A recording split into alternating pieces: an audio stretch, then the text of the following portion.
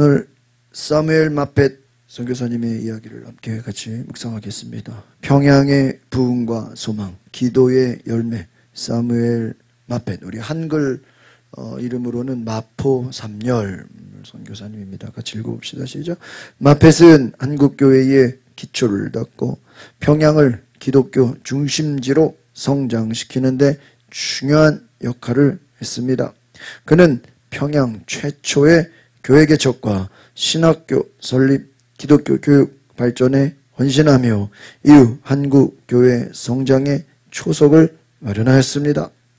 평양 선교와 장대현 교회 설립, 마펫 1890년 아펜젤러, 할버트 등과 함께 평양으로 이동했습니다. 당시 평양은 외국인에게 폐쇄적인 지역으로 선교활동이 쉽지 않았습니다. 1893년 한석진, 최치량 등과 함께 평양 최초의 교회인 장대현 교회를 설립 후 1899년 새로운 예배당을 건축해 보다 많은 사람들이 예배할 수 있었습니다. 장대현 교회는 이후 1907년 평양 대부흥운동의 중심지가 되어 한국교회의 중요한 역사적 장소로 이야기되고 있습니다. 예, 그렇죠. 여러분이 특별히 평양을 기독교 중심지로 성장시킨 우리 선교사님, 그래서 교회 개척, 신학교 설립, 우리 한국교회의 너무나도 중요한 그래서 우리 최초의 교회, 평양 최초의 교회 장대현 교회다라는 거예요. 그래서 예배당을 건축하고 평양이 아주 부흥운동의 중심지가 되게 했다라는. 그래서 앞에서 아펜젤러가 우리 감리교 선교사인데 올해가 선교 140주년이에요. 개신교 선교. 그래가지고 요즘 이제 우리 기독교 신문에 들어가면 지금 얼마 전에 세문안교회에서 개신교 전체가 다 모여가지고 140주년 기념 예배를 드렸다 그래요. 또 얼마 전에 또 정동제일교회에서 또 우리 감리교 또 선교 140주년 이제 이 예배를 드리면서 저 뉴스를 보니까 이 아펜젤러 선교사의 5대 후손이 왔어. 한국에 지금 5대 후손. 그래가지고 와가지고 같이 이제 또 축하하는 그런 시간을.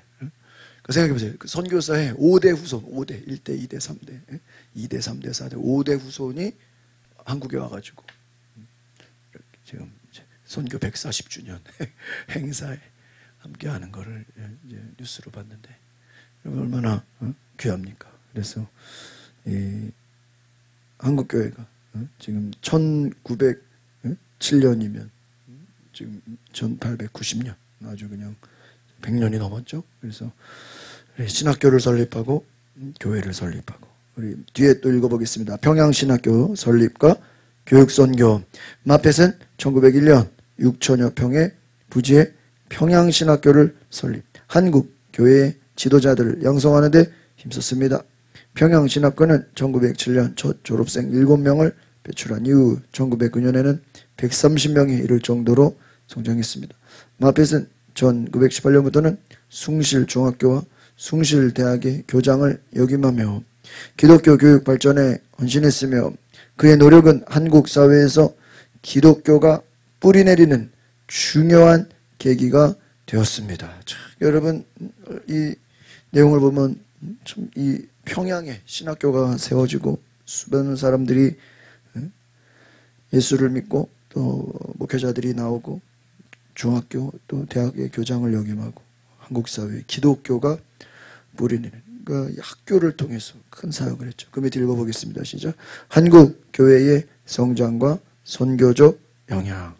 이 마펫은 평양을 중심으로 서북지방 전체에 복음을 전파하고 110개 이상의 학교와 교회를 지원하여 이 지역을 한국 기독교 중심지로 만드는데 결정적 역할을 했습니다. 1930년 그의 선교 40주년을 기념하여 열린 장로교 총회에서 마펫 목사 선교 40주년 사업회가 발족되었습니다. 그의 공헌이 공식적으로 인정되었습니다. 이런 몇 개 학교라고요? 110개. 100개가 넘는 학교와 교회를 지원했다. 여러분, 이렇게 평양에 북한에 많은 교회들이 세워지고 했는데 참 지금은 북한이 하나님을 대적하는 나라가 되어버렸잖아요. 계속해서 오른쪽 읽어보겠습니다. 시작. 마펫 가문의 헌신적인 선교 활동.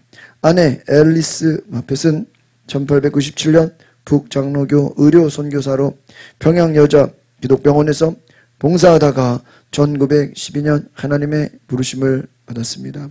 아들 사무엘 마펫 주니어는 미국과 프린스턴 신학교에서 공부한 후 1955년 한국에 돌아와 장로회 신학대학교 교수로 활동했으며 아들 하워드 마펫은 1948년 북장로교 의료선교사로 대구 동산병원에서 의료선교를 수행했습니다. 그러니까 여러분, 전에도 말씀드렸지만 선교사가 혼자 하는 게 아니죠.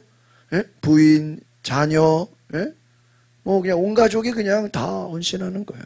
또 뭐 여기 온 사람들만 헌신합니까? 또 미국에 있는 그 선교사를 파송한 사람들은 계속해서 또 뭐 해야 돼? 후원해야 되고.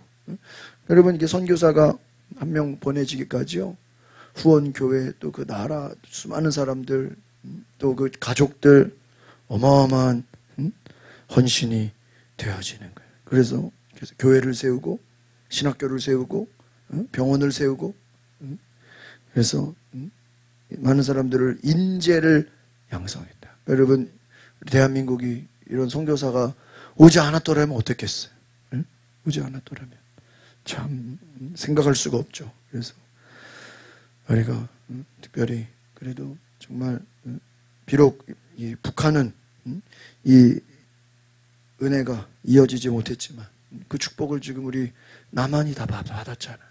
그러니까 여러분, 우리가 이 북한이 정말 이 사무엘 마펫 선교사가 심었던 그 평양의 부흥과 소망이 다시 회복될 수 있도록 여러분 기도해야 되겠죠. 선교사님을 위한 기도를 읽어보겠습니다. 시작. 마펫 선교사의 헌신을 본받아 나도 복음의 기초를 세우는 삶을 살게 하소서. 그의 수고로 세워진 교회와 신학교가 계속해서 주님의 영광을 위해 쓰이도록 인도하여 주옵소서. 그러니까 여러분, 특별히 우리 울주의 영락교회 있죠. 영락교회는 다 이북에서 오신 사람들이 세운 교회예요. 이북에서. 그래서 이 북에서 내려오신 분들, 북한에서 여러분 예수 믿고 얼마나 거기서 잘된 사람들이 많습니까? 그 우리 감리교회 광림교회 김선도 목사님도 이북에 있었어요. 이북에. 이북에서 북한 군의관이었다가 6.25 때 전쟁 때 한국 군의관으로 전향이 된 거예요. 원래는 북한 군인이었다고, 죽을 뻔 의사였다고. 그러니까 하나님의 은혜로 이북에서 여러분, 그러니까 이 북한의 이 교회들을 생각해 보면 그 후손들 또 한국의 기독교회를 일으켰던 북한에서도 내려오신 기독교인들 또 이분들의 북한의 교회를 통해서 뭐 대부흥 운동이라든지 많은 일들이 일어났죠. 그러니까 우리가 참 어떻게 보면은 우리가 이 북한 선교가 다시 회복시키는 이 선교사들의 100년 전, 선교 140년 전 선교가 씨앗이, 복음의 씨앗이 뿌려졌던 것이 하나님의 때에 북한에 다시 교회가 회복되도록 기도하시기를 바랍니다. 여러분, 그 뉴스에 나오지만은 평양에 그 김일성 탑, 거기가 원래 이 장대원 교회, 이 교회 세우던 자리였대잖아요. 그 교회에 세우던 자리를 뭐예요? 없애버리고 거기에 저기 김일성 탑을 세운 거야.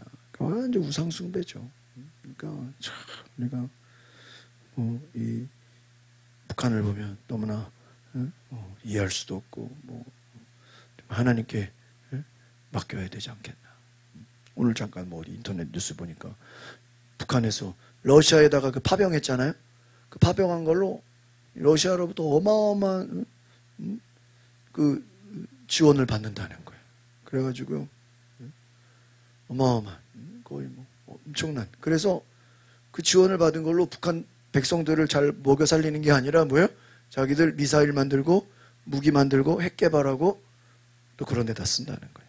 자, 여러분, 북한은 참 하나님이 어떻게 하실지 우리가 알 수 없지만 하나님의 때에 정말 하나님이 이 북한에 다시 한번 이 평양의 부흥과 이 교회와 신학교와 많은 목회자들, 많은 성도들이 일어나는 은혜가 있기를 바랍니다. 우리 뒤에 선교사님들을 위한 기도 다시 한번 읽어봅시다. 시작. 마페 선교사의 헌신을 본받아 나도 복음의 기초를 세우는 삶을 살게 하소서.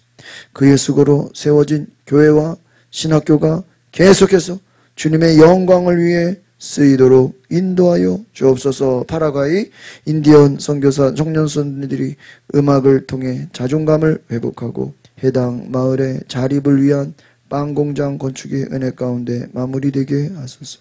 에베네셀 학교가 원활히 운영돼 신학생들이 영적 훈련과 양육을 통해 성장하게 하시고 국경 지역 비전센터 건축을 위한 재정이 채워지게 하소서. 예, 그렇습니다.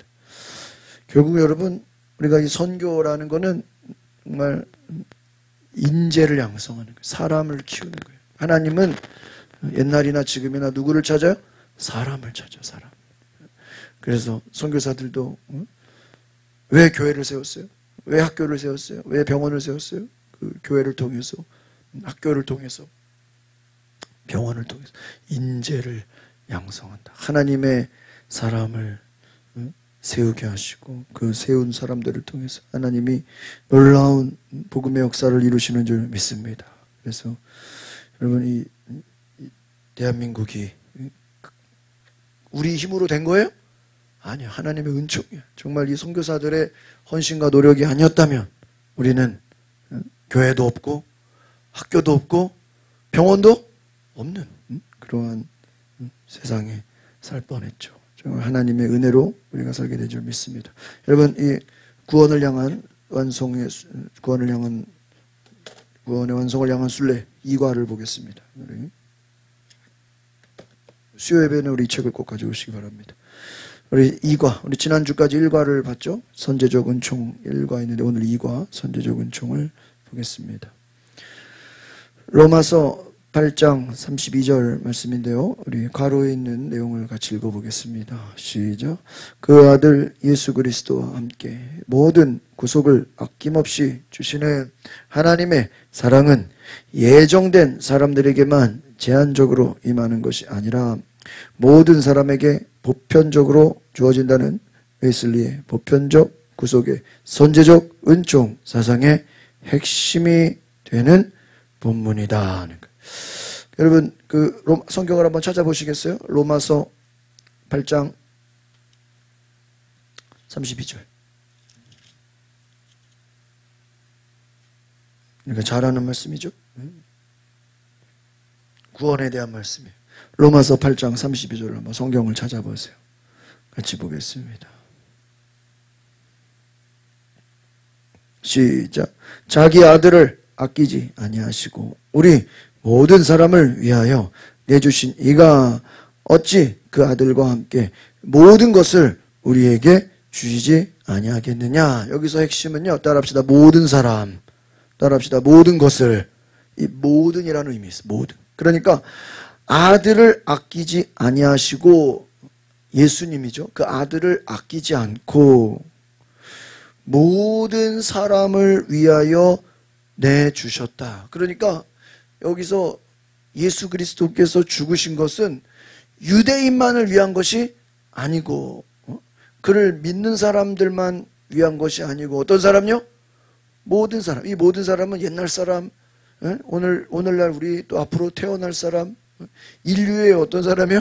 모든 사람을 위해. 모든 사람을 위해서 예수님이 내주심을 당하셨다. 대속하셨다. 대속물로 우리를 위해 죽으셨다.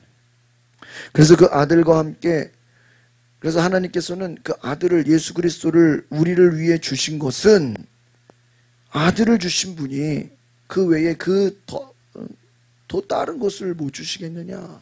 아들과 함께 모든 것을 우리에게 주시지 않겠느냐. 아들까지도 주셨는데 누구를 위해서요? 모든 사람들을 위해서 아들까지 주신 하나님께서 너희들이 구하는 그 어떤 것도 다 주시지 않겠느냐. 왜? 가장 귀한 아들을 주셨는데. 그런데 오늘 여기서 핵심은 하나님의 은총이라는 그 아들 예수 그리스도와 함께 모든 구원을, 구속을 아낌없이 주시는 하나님의 사랑은 뭐라고 되어 있어요? 예정된 사람, 특정한 사람들에게만 위한 것이 아니다. 누구에게? 모든 사람. 그러니까 예수님이 죽으신 것이 유대인들은 누구를 위한 거라고 생각해요? 자기들을 위한 거예요. 유대인. 아니라는 거예요. 이방인도 다 포함되는 거예요. 남자든 여자든 부자든 가난한 사람이든 건강한 자든 병든 자든 모든 사람을 위한 하나님의 구원은 다 필요한 것이다. 그래서 오늘 이 웨슬리의 보편적 구속의 선제적 은총, 이것을 기억하십니까? 하나님의 사랑은 모든 사람에게 위한 것이다. 근데 우리는 자꾸 이것을 이제 제한하려고 그래. 그러니까 이 예수 믿는 사람들 입장에서는 이 안 믿는 사람들은 자꾸 이제 제외시켜 버리려고 그래. 그게 아니라는 거예요. 여러분, 예수님은 모든 사람을 위해서 뭐예요? 죽으신 거예요. 그러니까 그들도 그 사랑을 알아야 돼, 몰라야 돼요? 알아야 돼. 그런데 우리는 자꾸 배척해버려. 자꾸 이렇게 제외시켜버리려는 거예요. 그렇지 않다라는 거예요. 찬송가 404장, 그 크신 하나님의 사랑, 옆에 읽어봅시다. 시작. 하나님의 사랑은 제한된 사람에게만 임하는 것이 아니라 만인에게 임한다는 요한복음 3장 16절을 근거로 하여 지은 이 찬송은 웨슬리의 만인 속죄 사상을 잘 표현한다. 여러분, 요한복음 3장 16절이 뭐라고 되어 있어요? 우리가 잘 아는 말씀이죠. 하나님이 뭐를 사랑하사? 세상을 이처럼 사랑하사. 여기서 하나님이 세상을 이처럼 사랑하사, 이 세상은 뭐를 얘기하는 거예요? 세상 안에 있는 누구들요? 모든 사람을 사랑하사. 누구를 주셨어요? 독생자 예수님을 주셨으니 이는 뭐하는 자마다? 믿는 자마다. 그러니까 이 말은 구원은 모든 자에게 열려있어요? 안 열려있어요? 열려있어. 그런데 열려있는데 열려있다고 해서 다 구원받는 건 아니야. 그를 뭐하는 자마다? 믿는 자마다. 그러니까 어떤 사람은 아무리 하나님이 사랑하고 구원을 주시고 은혜를 주셔도 뭐하지 않으면, 믿지 않으면 구원이 돼야 안 돼요? 안 된다는 거예요. 믿음이 있어야 된다는 거예요. 하나님의 사랑은 모두에게 임해 모두에게 다 사랑을 주셨어요. 독생자를 주셨어요. 그런데 영생은, 구원은 어떤 자에게? 믿는 자. 그러니까 믿지 않는 자에게는 그 영생이 없어요. 그러니까 하나님은 누구에게는 구원을 줬고 누구에게는 구원을 안 줬고 그게 아니라고요. 모든 사람에게 구원의 은혜를 주셨는데 뭐 하지 않아요? 믿지를 않는다는 거예요. 믿지를.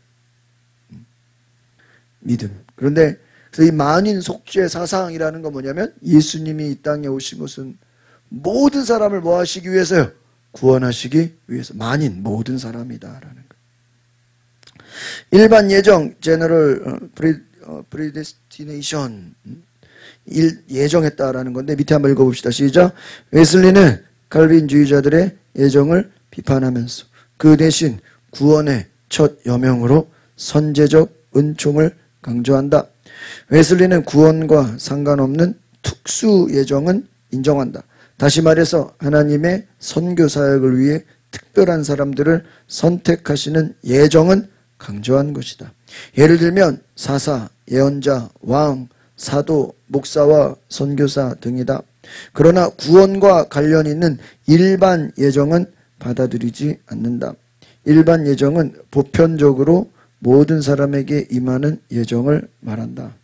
어떤 사람은 나기 전부터 구원에 이르게 예정되었고 어떤 사람은 나기 전부터 멸망에 이르게 예정되었다고 보편화하고 일반화하는 예정을 뜻한다.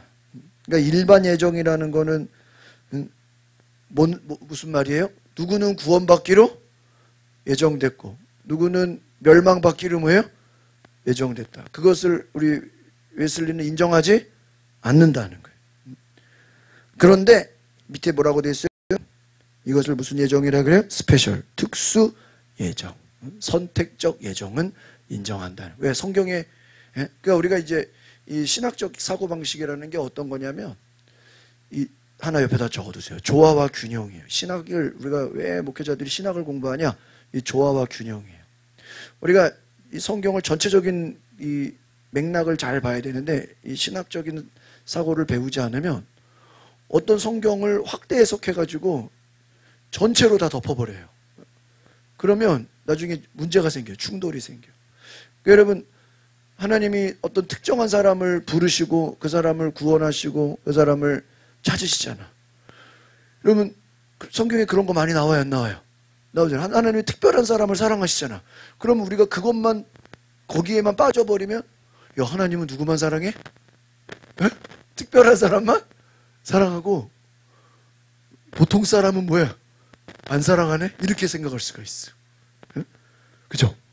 하나님이 막 누구는 사랑하고 누구는 안 사랑하고, 누구는 그냥 제자로 부르고 누구는 안 부르고, 누구는 막 구원하시고 누구는 안 구원하시고. 근데 그게 하나님이 오늘 말한 것처럼 사역을 위해, 어떤 하나님이 일을 시키기 위해서는 특별하게 예정을 하시지만, 그렇다고 해서 누구는 구원하고 누구는 지옥 가고 이거는 아니다. 왜? 그런 사람, 그런 성경을 그렇게 오해하는 사람들이 많이 있었다는 거, 옛날에 2800년대에. 지금은 뭐 그런 사람 거의 없죠. 옛날 2800년대 이 신학이 만들어지는 당시에는 하나님이 어떤 사람은 뭐해? 구원받기로 예정했고. 그러니까 이제 이런 식이죠. 여러분이 교회를 다니는 사람, 교회 다니는 사람들은 뭐라고 얘기해? 아, 여러분은 하나님이 뭐예요? 구원받기로 예정했다. 교회 안 다니는 사람은 쟤네들은 멸망받기로 이렇게 그냥 막 치부해버리는 거야. 그러면 전도할 필요가 있겠어요? 없겠어요? 전도할 필요가 없지. 우리는 구원받기로 예정됐고, 교회 안 다니는 사람은 지옥 가기로. 근데 성경에 뭐라고 되어 있어요? 땅끝까지 뭐예요? 복음을 전하라고 그랬잖아요. 성경에는 뭐 하라고 했어요? 때를 얻든지 뭐 얻든지 뭐예요? 말씀을 전하라. 예수님도 뭐예요? 내 증인이 되라. 마태복음에 가르쳐 지키게 하라. 사도 바울이 막 가는 곳마다 전도했잖아요. 그러니까 만약에 어떤 사람은 구원받고 어떤 사람은 지옥 가기로 예정됐다면 전도할 필요가 있어요, 없어요? 없는 거죠.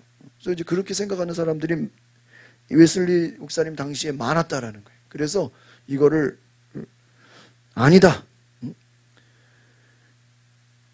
모든 사람에게 임하는 예정이다. 그래서 구원에 대한 일반 예정은 받아들이지 않았다. 이해가시죠? 하지만 어떤 예정은 받아들여야 돼? 특별한 예정, 특수 예정은 받아들인다. 그러니까 오늘날도 특수 예정 있을까 없을까요? 있어요. 오늘날도 하나님이 어떤 특별한 사람을 불러서 지도자로 삼으시고, 특별한 사람을 어떤 선지자로 또 어떤 사사로, 그런 리더로 세우는 경우가 있다는 거예요. 그래서 우리가, 하지만 구원은 아니다. 하나님의 마음은 데살로니가 말씀에 모든 사람이 구원받기를 하나님 원해 안 원해요? 원해. 근데 문제는 모든 사람이 믿어요 안 믿어요? 안 믿어. 그러니까 억지로 구원할 수는 없는 거예요. 왜냐면 여러분 이걸 알지 못하면 막 전도할 때 그런 질문을 당해요. 아니 그냥 하나님이 다 모든 사람 구원해서 천국에 보내면 되지. 왜 누구는 지옥 가고 천국 가냐? 그래 안 그래? 지옥을 왜 만들었냐? 그냥 하나님이 다 뭐 하면 돼요? 사랑이 많으니까 싹 다 천국 보내면 되죠. 그랬잖아요. 근데 그렇습니까? 아니에요. 그렇지가 않아요. 뭐라고 되어 있어요? 오늘 요한복음 3장 16절에 예수님을 뭐하는 자마다 믿는 자. 구원은 그러니까 쉽게 말하면 모든 자에게 열려 있어. 그런데 문제는 우리들이 문제야. 어떤 사람은 믿고 어떤 사람은 믿어 안 믿어요?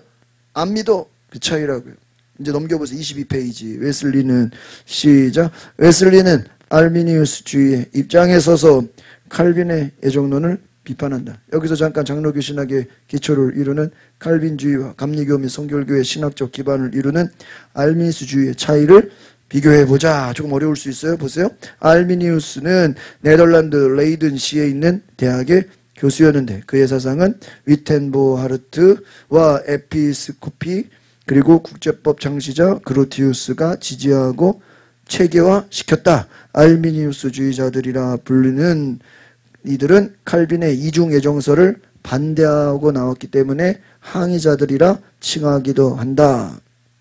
이들의 사상은 1618년 11월 13일부터 1619년 5월 9일까지 열렸던 도르트 회의에서 정죄되었다. 그 회의의 참석자들은 대부분이 칼빈주의자들이었기 때문이다. 그러나 네덜란드에서 별로 인기를 얻지 못한 이 사상이 영국으로 건너와서 존 웨슬리에게 깊은 영향을 주었고, 그것이 결국 감리교와 성결교의 신학적 뼈대를 이루게 되었다. 그러니까 이 당시에 초창기에는 이 이중예정설이 많이 퍼져 있었어요. 1600년대 당시에. 그런데 이게 아니다. 구원은 모든 자에게 어때? 열려있다. 어떤 사람만 구원받고 어떤 사람만 구원 안 받고 이건 아니다. 이게 이제 영국에 와서 존 웨슬리를 통해서 이게 이제 이루어졌다는 거예요. 이러한, 밑에 읽어보겠습니다. 시작. 이러한 현격한 신학 차이 때문에 웨슬리는 칼빈주의적 감리교도들, 휘필드를 비롯하여 나뉠 수밖에 없었고 평생 논쟁하지 않을 수 없었다. 결정적으로 문제가 발달된 것은 1741년이다. 모라비안들과 정숙주의 논쟁을 일으킴으로 분열을 하게 된 1740년보다 1년 뒤의 일이었다. 히필드와 웨슬리는 1734년, 35년에 잠깐 동안 화해했었다. 그리고 후에 브리스톨 5개 설교를 통하여 1739년 대부흥으로 웨슬리의 길을 열어준 사람이 휘필드였다. 휘필드는 웨슬리보다 10살 연상이었다. 이미 그는 담대하고 열광적인 설교가였는데 믿음에 의한 칭의 교리가 일종의 불가항력적 은혜를 전제하여 그 안에 세워졌다는 것으로 간주했다. 1739년 웨슬리는 예정론을 공격하며 만인속죄론을 강조한 값없이 주시는 자유로운 은총을 설교하였다. 이 설교는 영국의 복음주의 계열 가운데 있었던 큰 분열의 표시로서 주목할 만하다. 이 설교 때문에 오랫동안 적대자들이 있게 되었다. 여러분들 좀 내용이 어렵죠? 이 휘필드라는 사람은 이 당시에 1700년대에 엄청난 그 무디 같은 부흥사예요. 부흥사.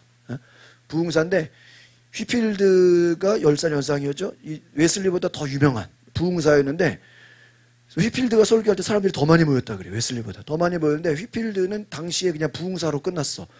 이 뒤에 어떠한 역사적인 어떠한 그 뒤에 뭐 일들이 별로 없는 게 뭐냐면 이 휘필드는 그냥 부흥에만 위주로 했다는 거예요. 그러니까 여러분 뭐 요즘 우리 뭐 대중 집회 같은 거 많잖아요. 대중 집회만 하고 그냥 끝난 거예요. 근데 그러니까 끝나면 뭐 열매가 없겠죠. 그런데 웨슬리 목사님은 조직을 만들어서 조직을, 응? 조직을 그 홀리 클럽 뭐 이 소사이어티 그래가지고 이 조직을 많이 만든 거예요. 조직을 뭐 속회, 성교회 이런 조직을 그래가지고요. 웨슬리가 죽고도 조직을 만들었기 때문에 그 조직이 확산해서 오늘날 감리교회가 되고 성교회가 되고 이게 다 퍼져버려요. 근데 실제로 그 당시에 어떤 영향력이나 사람이 모이는 거는 누가 더 많았다고요? 휘필드가 훨씬 많았다는. 근데 그 사람은 그냥 전도 집회하는 거에만 관심이 있었지 사람들의 조직을 만들고 이것을 훈련시키고 리더를 이런 거에는 별로 안 해요. 그러니까 역사를 보면은 우리가 사람을 많이 모아서 부흥 집회하는 것도 중요하지만 뭐를 키워야 돼요? 조직을 만들어야 돼. 교회에도 뭐가 있어요? 조직이 있잖아. 그냥 없이 예배만 드릴 수도 있잖아요. 근데 그 예배만 드리면 힘이 없다고요. 조직을 세우잖아요. 그러니까 여러분 특별히 이제 뭐 이것은 제가 뒤에 이제 덧붙여진 것이고 웨슬리는 예정론을 공격했다. 그러면서 만인 속죄론, 우리 만인 아까 설명드렸죠? 거기다 밑줄 치세요. 값없이 주시는 자유로운 은총, free grace. 그래서 우리 이 감리교 신학의 첫 번째 키워드가 뭐냐? free grace. 값없이 주시는 은총, 하나님의 은총이다. 그러니까 저도 솔직히 신학교 가기 전에는 이런 거 잘 몰랐어. 그러니까. 저는 그래가지고요, 조금 제가 이제 신학교 다닐 때 제일 좀 이해 안 됐던 게 어떤 사람들이 막 해놓고 막 간증하면서 하나님이 하셨습니다. 하나님이 하셨어요. 하나님이 모든 걸 다. 그러면 솔직히 저는 웃기고 있네 속으로 무슨 뭘 또 좀 그런 걸 이해가 안 갔어.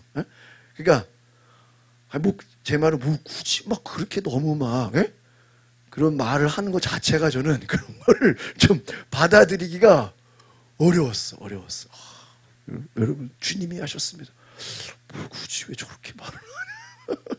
그렇다고 뭐 내가 했다 이런 건 아닌데 막 괜히 부각해가지고 막 하나님이 모든 걸 하셨습니다. 막 주님이 다 하셨습니다. 막 저는 아무것도 아닙니다. 이러면요, 오히려 저는 그게 너무 좀 가식적으로 보이고 좀 이게 왜 저렇게 말을 하나 이해가 안 갔는데, 이게 이제 나중에 이제 생각을 해보면 그 말이 뭘 강조하는 거예요?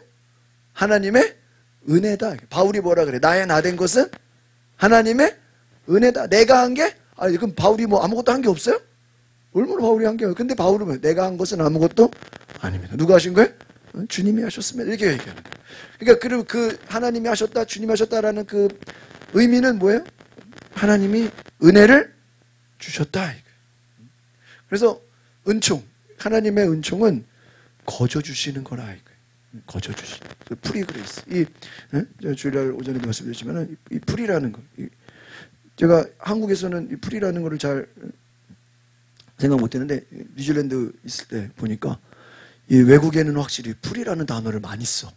그래가지고요. 뭐 프리 마켓 아무튼 뭐 공짜, 우리는 이 프리 하면 공짜잖아요. 번역하면 공짜인데 우리는 공짜에 대한 인식이 좋아 안 좋아요? 에? 좋아요? 좀 그 공짜라는 걸 우리는 어떻게 생각해요? 좀 그죠? 그 버리는 거 뭐 그냥 주는 걸로 생각하잖아.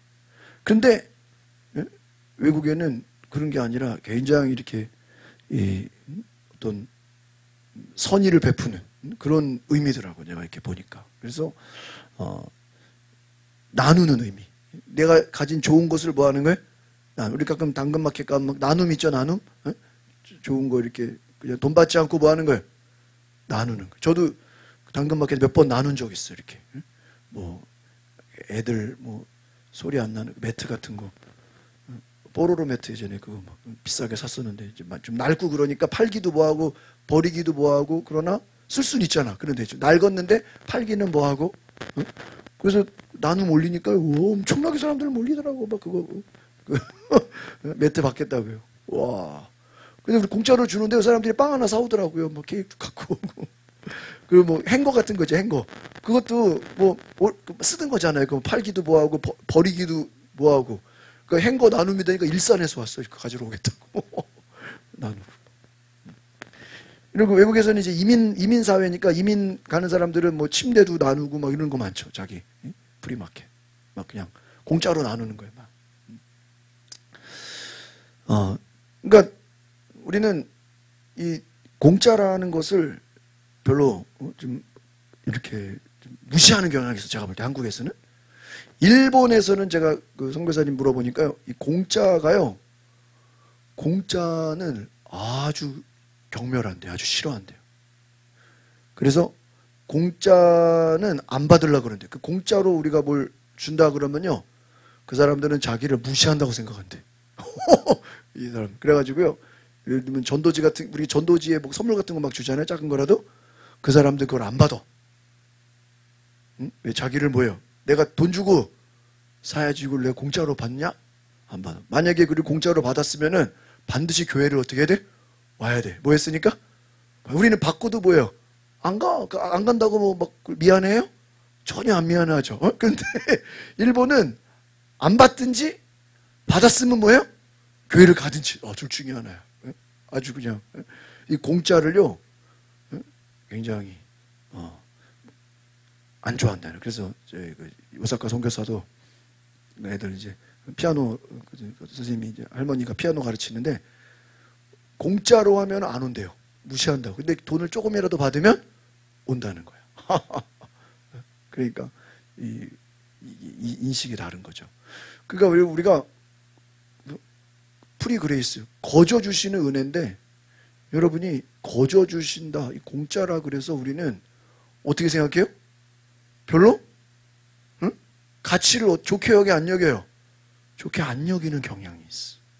응? 안 여겨. 제가 지난주에도 금요일 종로에 세미나 갔는데 그 아주 목사님이 막 유명하신 분 아니에요. 그래서 사람들이 많이 오지도 않았는데 유명하신 분은 아닌데 아주 연구를 많이 하신 분이에요. 공부를 많이 하신 분이에요. 그래서 본인이 그 공부하고 연구하고 이 했던 자료들을 평생 이렇게 공부하고 성경 연구한 자료들을 만든 거예요. 자료들을 만들어 가지고요, 그걸 이제 판매를 하는데 이렇게 이제 얼마에 사가라는 거예요, USB로. 그래서 저도 한 5만 원인가 주고 샀어.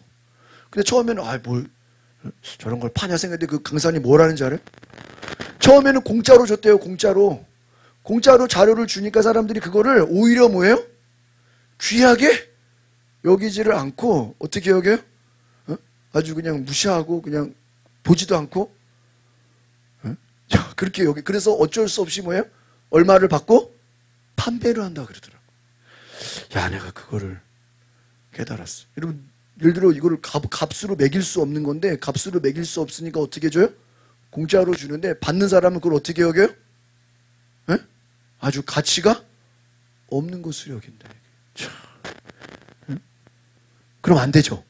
에? 그럼 안 되죠. 여러분, 우리가 구원이라는 은혜, 받는 사람에게는 거저 주시는 값없이 주시는 은총이지만 오늘 아까 우리가 로마서 봤죠? 거기에 뭐라고 되어 있어요? 예수 그리스도께서 우리를 위해서 뭐 하셨어요? 죽으셨어. 십자가에서 뭐예요? 죽으셨어요. 우리를 구원하시기까지, 인류를 구원하시기까지 예수님은 우리의 죄값을 뭐 하신 거예요? 치르신 거야. 받는 사람은 공짜지만 그 공짜는 누군가는 뭐예요? 그 죄값을 치렀어요, 안 치렀어요? 치른 거야. 여러분, 누가 만약에 여러분 그 쿠폰이나 뭐 이런 요즘 뭐 우리가 쿠폰으로도 선물을 주고받잖아요. 그럼 내가 쿠폰을 받았어. 그럼 그 쿠폰이 공짜인가요? 받는 사람은 공짜지만 누군가는 그 값을 뭐 한 거예요? 지불한 거죠. 받는 사람은 공짜지만 그 값을 누군가는 뭐예요? 지불을 했다. 선물을 주는 사람이 그 값을 냈다. 오늘 우리가 값없이 주시는 이 은총에 대해서 우리가 때로는 이것을 그 가치를 어떻게 해요? 귀하게 여기지를 않는 경우가 있어요. 그래서 무시해. 너무 그냥 막 아무것도 아닌 거라서 은총을 뭐 값없이 주신다. 그래서 이게 얼마나 귀한 건데 돈 주고 살 수 없는 건데 우리의 노력으로 할 수 없는 엄청난 은혜인데 우리가 그 가치를 알아야 몰라요. 모른다는 거예요. 너무 그냥 쉽게 그냥 뭐 별거 아닌 걸로 생각한다는. 그래서 저는 이 부분을 여러분이 잘 깨달았으면 좋겠어요. 하나님이 주시는 은총을, 이 자유로운 값없이 주시는 이 은총을 귀하게 여기시기를 바랍니다. 그래서 여러분 뭐 우리가 요즘에 어떻게 보면 유튜브나 모든 게 다 이게 정보가 어때요? 다 공개돼 있잖아요. 다 열려 있잖아요. 그런데 어쩔 때 보면요, 여러분 그 안에 얼마나 좋은 뭐 은혜 받는 말씀도 있고, 뭐 어떤 분의 좋은 강의도 있고, 또 어떤 뭐 우리가 알지 못하는 정보들이 얼마나 많아요. 우리 그냥 듣는 사람은 어때요? 그냥 공짜야. 돈도 안 내.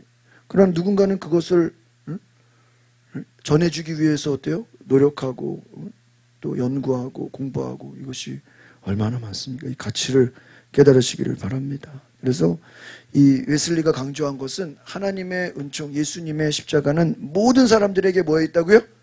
열려 있다. 모든 사람에게. 특정한 사람들에게만 임한 것이 아니다. 그래서 이 왼쪽에 이 칼빈주의, 오른쪽에 알미스인데 저도 대학원에서 이 칼빈의 기독교 강요를 한 학기를 공부했어요. 칼빈이 그 기독교 강요라는 어마어마한 책을 해가지고 그 부분을 제가 이제 공부한 적이 있었는데 이 왼쪽에 나오는 이 TULIP 요거를 이제 튤립이라고 그래요. 튤립 앞자를 따가지고 튤립 우리 꽃의 튤립 있죠. 그래서 이 칼빈이 얘기한 이 전적 타락, 무조건적인 선택, 제한된 속죄론, 불강력적 은총, 성도의 견인적 은총 이게 다 뭐 내용은 다 맞는 말이에요.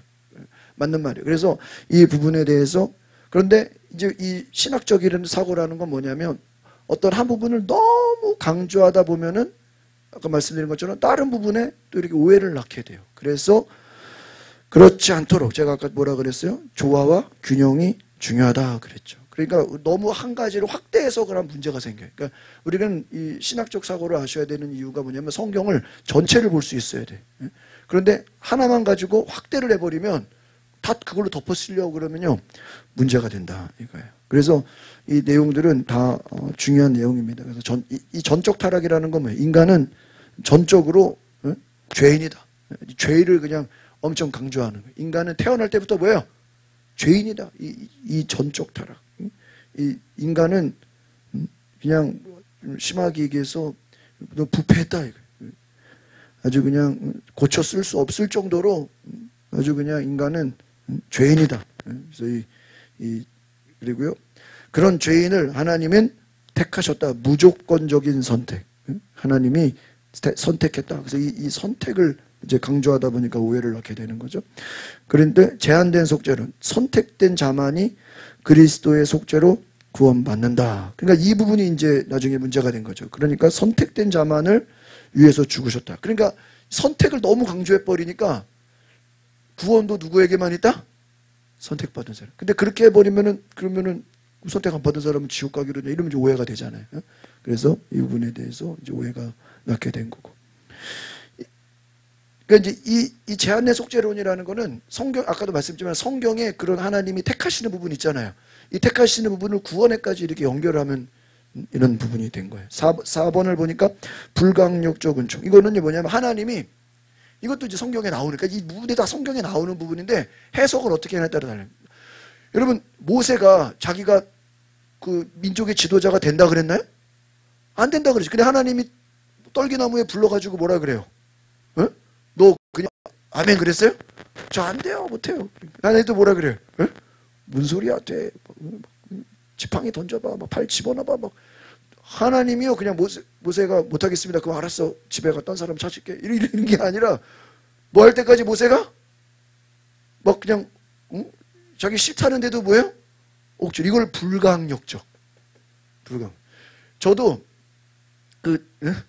뉴질랜드 1년 동안 가 있을 때 제가 원래 한 달 동안만 제 머릿속에는 한 달 동안만 딱 거기 둘러보고 세미나하고 뭐 촬영 세미나하고 뭐 돌아다니고 집회하고 뭐 이러고 딱 오려고 그러는 거였어요. 그래서 호주 한 달 방학을 이용해 가지고 뉴질랜드 한 달. 근데 갑자기 그 강림교회 목사님이 저희 아버지를 만나더니 저랑 이제 면접을 보고 나서 한 달만 그냥 여행 가면서 저는 야, 이 교회가 어떤가 이렇게 맛배기를 보려고 그랬는데 저를요 한 달 비행기표를 다 해놨는데 1년을 오라는 거예요. 1년을 비행기표를 바꾸라는 거예요. 그럼 1년을 가려면 내 대학원생인데 학교를 뭐 해야 돼요?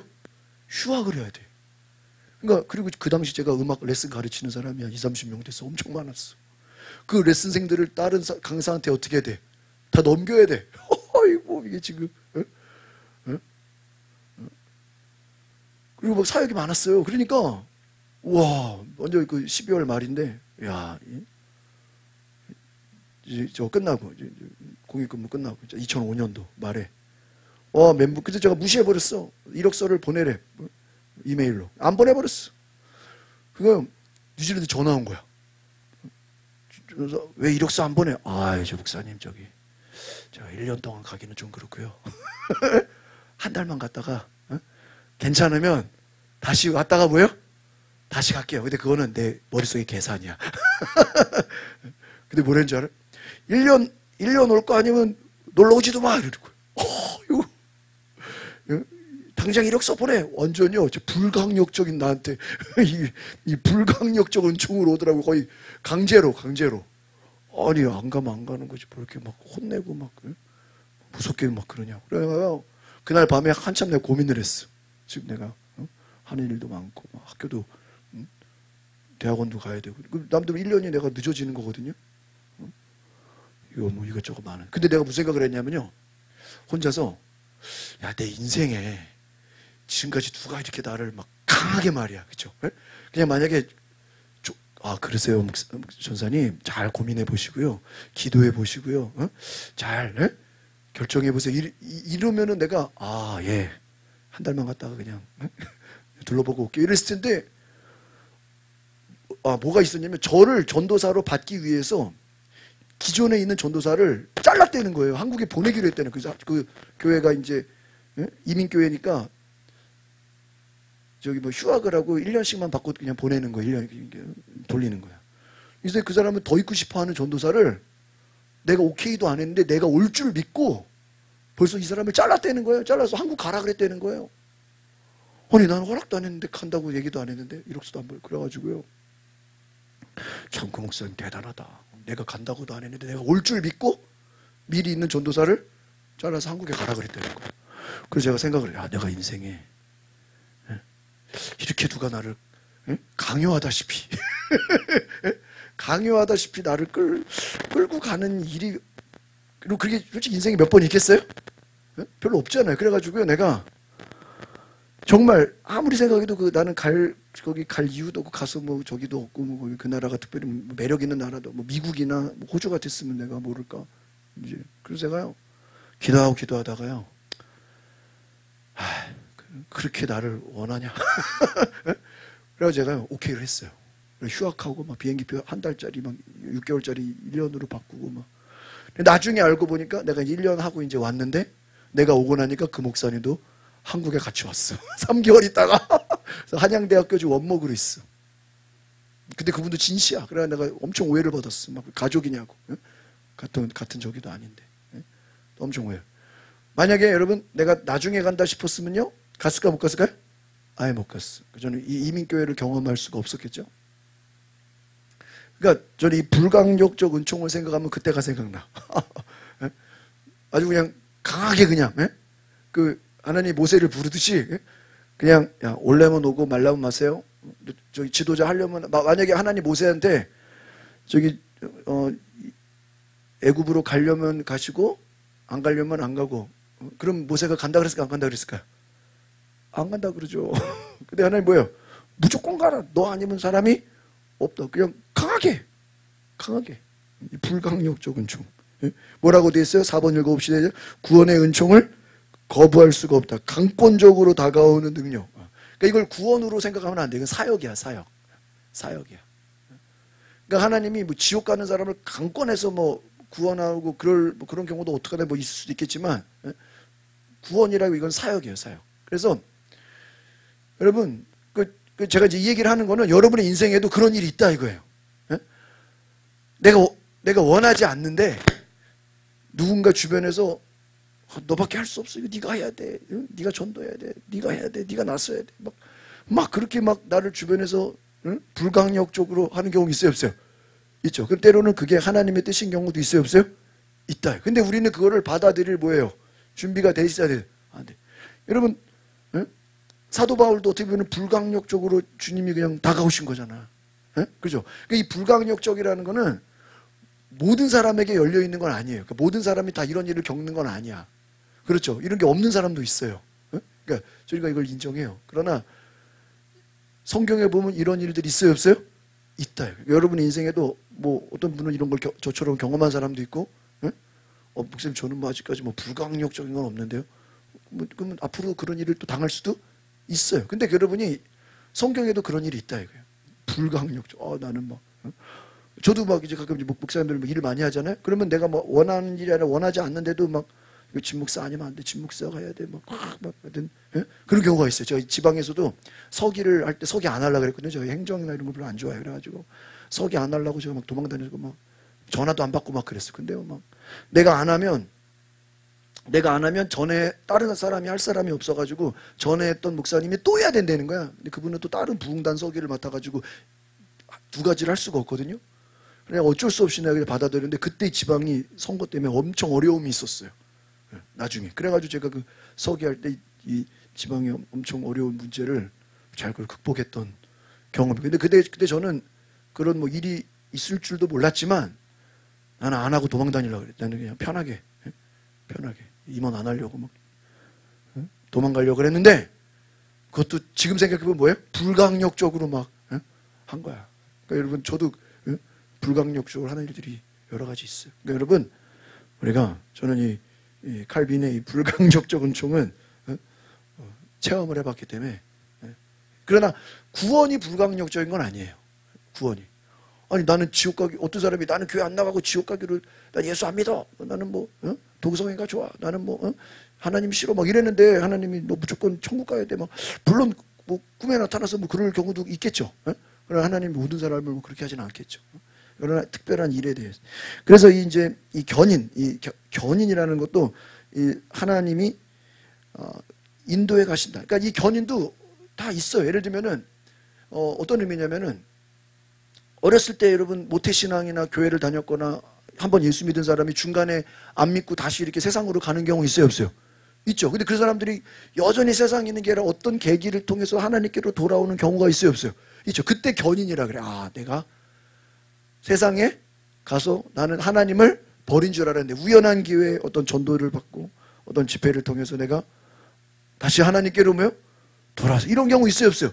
있어요. 그러니까 이 칼빈주의의 1, 2, 3, 4, 5도 이 성경에 다 어떤 근거를 두고 말한 건데, 이제 이것을 이제 해석을 어떻게 하느냐에 따라서 이제 또 논쟁이 있다 이거예요. 그래서 이 인간의 전적 타락, 또 하나님의 선택. 여러분, 하나님이 선택했다는 것도 예수님의 제자들 다 주님이 뭐 하신 거예요? 뭐 하셨어요? 택했잖아요. 뭐 시험 봐가지고 합격한 거 아니잖아요. 택하셨다. 그러니까 그래서 하나님이 택하시고 불강력적으로 다가오고, 그러니까 이 전체적인 칼빈주의의 의미는 여러분 본인 책이거나 교재인 경우는요 하나 써놓으세요. 이 장로교 칼빈주의의 이 핵심은 이 루터에게서 왔어요. 루터가 중요하게 했던 게 뭐냐면 하나 적어놓으세요. 하나님의 절대 주권, 요거를 정해놓으십니다. 하나님의 절대 주권. 이걸 authority, 어떤 권위, 하나님의 통치. 우리가 뭐 주 다스리네, 뭐 찬양할 때도 하나님의 통치, 하나님의 다스림, 하나님의 주권을 강조. 그래서 이 장로교 신학의 큰 핵심은 하나님의 주권이에요. 하나님이 다스린다. 그러니까 하나님이 다스리니까 택하는 것도 누가 하는 거예요? 하나님이 택하고, 구원도 하나님이 주시고, 은혜도 불강력적으로 그냥 강력하게. 그러니까 이 장로교적인 하나님은 좀 하나님이 굉장히 강한 하나님이야. 우리 감리교적인 하나님은 되게 좀 인격적인 하나님이고, 이렇게 좀 자유의지를 주고, 너 할래 안 할래 이렇게 약간 그런 쪽의 하나님이고, 이 장로교적인 하나님은 좀 어떤 하나님이에요? 강하신 하나님. 인간은 어때? 완전 죄인. 딱 이렇게 이분법적으로 나눠져서 이 그런 좀 뉘앙스가 달라요. 그래서 이 강력하신 하나님, 이 하나님의 강. 그러다 보니까 하나님이 택하고, 하나님이 막 사람 불러서 일도 시키고 강하죠. 이미지가 좀 강해. 그러니까 구약 신약으로 말하면 좀 어디에 가까워요? 구약이랑 조금 가까워. 우리 웨슬리 요 알미니스주의는 조금 어디랑 가까워요? 조금 신약 쪽에 가까워요. 이 하나님의 막, 그래서 이 감리교 목회자들 보면 뭐 이 전적 타락, 인간의 죄성, 하나님 막 뭐 지옥 이런 막 좀 무서운 얘기를 잘 안 해. 좀 좋은 얘기만 해. 근데 저는 개인적으로는 이 칼빈주의 이 부분이 되게 중요하다고 저는 생각을 해요. 제가 대학원에서 공부를 했기 때문에. 그래서 한쪽으로 치우치면 안 되고 이 두 가지를 다 하셔야 돼요. 우리는 인간은 죄인이에요. 그렇죠? 그러나 하나님의 은혜로 우리는 구원을 받은 거예요. 그런데 그 은혜가 제한된 사람에게만 임한 것이 아니라 어떤 사람요? 모든 사람에게 다 임하는데, 아까 이 말한 이 불강력적이고 이 제한적이고 어떤 견인적인 거는 어떤 사람? 특별한 사람에 한해서는 하나님이 어떻게 해요? 불강력적으로도 다가오고. 어떤 사람 막 나 선교사 나가기 싫은데 막 계속 주님이 너 선교사 가야 돼, 선교사 가야 돼, 선교사 가야 돼, 막 불강력적으로 오는 경우 있을까 없을까요? 있어요. 어떤 사람은 목사 되는 경우가 내가 목사로 서원하고 목사로 자원하고 이런 사람도 있지만요, 막 불강력적으로 목사 된 사람도 있다니까. 자기는 막 원치 않았는데, 나는 막 목사 되기 싫었는데 막 주님이 이것도 안 되게 하시고 저것도 안 되게 하고 막 그냥 온갖 일이 다 안 되게 해가지고 왜요? 나는 막 억지로 어쩔 수 없이 이런 사람도 있어요. 그럼 뭐 어떡하겠어? 그런 사람도 있는 거지. 그러니까 이 하나님이 어떻게 일하실지는 모르는 거예요. 그러니까 여러분 그잖아요. 대통령 우리 역사를 보면은 대통령 되고 싶어 된 사람도 있지만 떠밀려서 된 사람도 있잖아. 그렇죠? 그렇죠? 그것도 대통령이잖아. 어떤 사람 자기 하고 싶다고 아무리 해도 떨어지는 사람 있잖아요. 그렇죠? 아무리 해도 떨어지고. 어떤 사람은 그냥 못 모르고 했는데 그냥 또 당선되는 사람도 있고. 그렇죠? 할 수 없는 거예요. 그러니까 여러분 우리가 뭐 하나님이 누구는 사랑하고 누구는 안 사랑하고 이렇게 볼 게 아니라 따라합시다. 하나님은 각 사람마다 다르게 일하신다. 이렇게 생각하시면 돼요. 다르게 일하시니까. 어떤 사람은 이렇게, 어떤 사람은. 그러나 구원에 대해서는 뭐예요? 모든 사람에게 열려있다. 구원을 리미트하진 않았다. 구원을 제한하진 않았다. 구원에 대해서는 모든 사람에게 열려있다. 아시겠죠? 우리 시간에 기도합시다. 다음 시간에 이제 그 값없이 주시는 은총에 대해서 쭉 할 텐데, 여러분이 이거 미리 좀 읽어오시면 좋아요. 그래서 본인 책이 미리 좀 읽어오시면 많이 이렇게 또 여러분이 신학적인 사고를 잘해서 이 성경을 볼 때 이 폭넓은 사고를 할 수 있는 은혜가 있기를 바랍니다. 시간에 기도하겠습니다. 오늘 하나님이 우리를 위하여 얼마나 사랑하시는지, 그 아들을 주셔서 정말 얼마나 우리를 사랑하시는지, 때로는 하나님이 하나님의 일을 위해서 하나님은 특정한 사람을 택하시기도 하시고 또 그에게 사명을 주시기도 하시고 하나님께서 많은 은혜를 주시는데 우리가 나에게도 하나님이 그 사명을 주셔서 택하신 은혜를 가지고 우리에게 인도하옵소서. 우리 다 같이 주여 한번 부르고 동성으로 기도하겠습니다. 주여 하나님 역사하여 주시옵소서. 하나님 나를 택하시고 사도 바울과 같이 예수님의 제자들처럼 나를 택하시고 나를 부르시고 나를 인도하시고 나를 역사하시고 내 안에 인도하여 주시옵소서. 하나님 나를 택하시니 때로는 불강력적으로 내가 거절해도 주님이 나를 택하시고 내 안에 역사하시고 나를 붙잡아 주신 은혜를 믿습니다. 하나님 오늘 하나님의 주권 앞에서 우리의 모든 죄를 고백하게 하시고 우리를 인도하여 주시옵소서. 용서하여 주옵소서. 오늘 하나님의 은혜 가운데 인도하여 주소서. 성령이여 임하소서. 성령이여 임하소서. 주여 주여 십자가 죄사 하셨네. 주여 우리를 용서하시네. 오늘 하나님의 크신 은혜, 하나님의 크신 은총, 하나님의 놀라운 은혜, 그 하나님 우리가 그 은총을 받게 하옵소서. 나를 위해 죽으신 그 주님의 십자가 사랑, 그 은혜를 경험하게 하소서. 주여 그 은혜에 감사하게 하소서. 모든 사람을 위해 죽으신 그 사랑, 그 은혜 우리에게 주시옵소서. 때로는 불강력적으로, 때로는 우리를 택하셔서 우리를 인도하시고 우리를 이끄시고 우리를 역사하시는 하나님 인도하옵소서. 주님 역사하여 주시옵소서. 주님 하나님 감사합니다. 죄인된 우리를 주님의 십자가 사랑으로 우리를 사랑하시고 모든 이들을 사랑하셔서 믿는 자에게 구원을 주시고 또한 하나님은 특별한 사람들을 선택하셔서 또 특정한 임무를 주시고 또 어떤 사람은 목사로, 어떤 사람은 선교사로, 어떤 사람은 또 동역자로 하나님의 일을 하게 하신 줄 믿습니다.